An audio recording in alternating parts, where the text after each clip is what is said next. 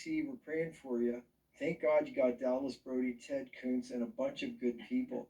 But I just want to everybody take a moment and pray for the good people of British Columbia because it, as beautiful as the land is, it's a hard place for freedom right now. Well, speaking of BC, Chilliwack, BC, school board member Laurie Throna said he is stepping down from his position due to a recent BC Human Rights Tribunal judgment against former trustee Barry Neufeld.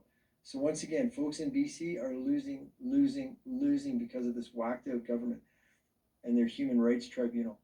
Anyway, so in his resignation statement, Throna said the ruling against Neufeld has made him no longer feel safe in expressing views on the board. I can no longer do my job, he said in his February resignation statement. He wrote, all democratically elected officials must feel comfortable to speak their mind without worrying about accusations of workplace discrimination. Since I no longer feel safe in expressing myself on the board in legitimate ways, the only proper course is to resign. In announcing his resignation, Thronas called on BC's legislator to pass a bill guaranteeing free speech for school board trustees such as himself. I call upon the BC legislators to affirm the freedom of speech upon which democracy relies and pass a bill placing the speech of school board trustees, municipal councillors, and regional district directors outside the purview of the tribunal. He is asking the devil to shut down hell. I don't know if it's going to work, but Ted, what are your thoughts being a BC man? Yeah, I feel, I mean, I completely understand his position. It's not a safe place to be. You know, what comes to my mind, he's talking about not feeling safe. And if you're black or gay or transgender or whatever, if you say I don't feel safe, the BC Human Rights Tribunal jumps to your defense and protects you. But in this case, I'm not expecting the BC Human Rights Tribunal will come to his aid. Yeah. Yeah, and you know, again, we have to highlight it because we got to keep the kids safe. If we don't get the kids to the next generation, like we don't help these children grow up to be functional, intelligent adults who are physically, mentally healthy, that can have children, raise families, etc., then we're done. Yeah. So it's super important.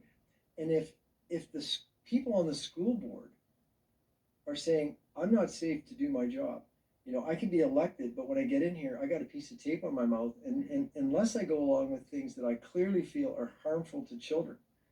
So if you're in BC, try not to put your kid on that bus. Yeah. Better get some books and homeschool them. This next one, Mark, is an opinion piece that was in the Epoch Times this week, and I liked what he had to say. He said, for more than a decade, Western political discourse has been dominated by a single all-purpose accusation: hate. Those who question prevailing orthodoxies on identity, gender, nationhood, or merit are not merely wrong, they're hateful. The irony is stark. The same woke leaders, activists, and bureaucrats who sermonize endlessly about inclusion and empathy devote extraordinary energy to uncovering and condemning hatred. But they often define it so broadly that patriotism, religious conviction, merit, scientific rigor, and even equality itself, things that for centuries nearly everyone thought of as good, are swept into the net. We are told there is no room for hate, yet increasingly there is no room for disagreement either. Cancellation does not argue, it excludes. It does not persuade, it silences. It does so in the name of diversity while enforcing a rigid uniformity of thought. Hatred becomes not a moral category describing conduct, but an accusation deployed against disagreement. In short, today's anti-colonial progressivism colonializes. Dissent is pathologized, disagreement becomes moral deviance. Pretty good language, huh? Pretty good message. Yeah, sure is. And you know, two things stand out for me. I mean, there's so many examples. Everybody can think of 100 examples, but for instance, Professor Wedison wanted to have a conversation about, well, where are the dead bodies? Which she's told is hate. Like asking that question is somehow hate. But anybody with eyes that can see and ears that can hear can just watch those videos and you can see where the hate's coming from. Yeah. Like people aren't saying, We demand that you have a conversation and let us ask you questions. That's what she's there to do. And you have people say, "Get off the Paul, you hater! You get," I mean, like, there's clear hatred projected at her. Yeah. So it's upside down land with this accusation of hate against anyone who doesn't go along with it. And this you can go back to the Bolshevik Revolution and see how this nonsense. Call him an anti-Semite, call him an anti-hate, call him an anti-vaxxer, call him whatever.